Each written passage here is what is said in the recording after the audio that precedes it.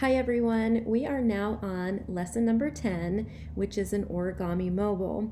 At the bottom of your slide, I have left definitions of both.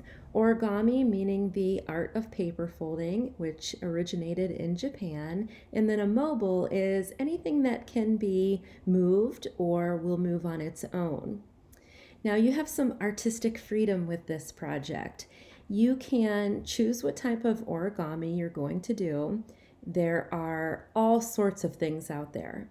I've left links for the paper crane as well as a flower and a sailboat.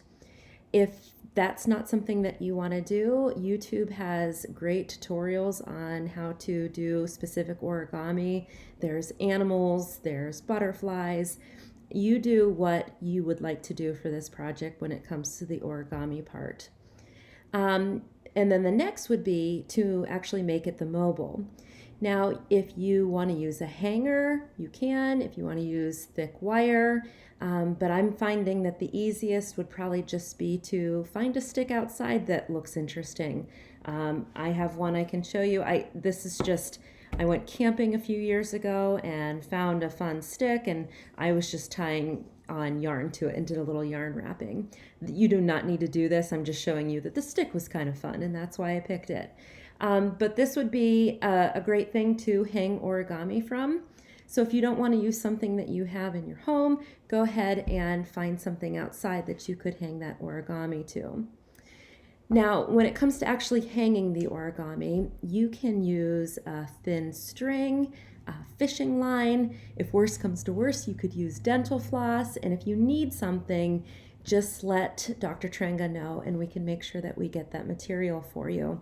But I like to use a thumbtack to stick it through the paper. Origami paper is very thin, so you can just poke a hole that way. Best case is probably going to be fishing line to go through a smaller hole, but whatever you can make work is great. When it comes to the number of pieces of origami, you should probably have more than 6. And if you would like to stick with a standard size, that's fine. But if you want to, say you do the paper crane, you want to do a few that are large and some that are small, that's up to you. You would just need to cut the paper down to a smaller size. Most origami will have you starting off with a perfect square, which in your kit you will have origami paper. It's thinner, it's easier to fold, and if you want to cut it down to do something smaller, that is a-okay as well. When you are doing your origami, the most important thing to remember is your folds need to be rather precise. If they tell you to go to a corner, you want to make sure that you're folding that paper to go directly to that corner and then really make a crease with that fold. Because origami takes a great deal of steps, if you're sloppy in the beginning, the end product is not going to look quite the way you'd like it to.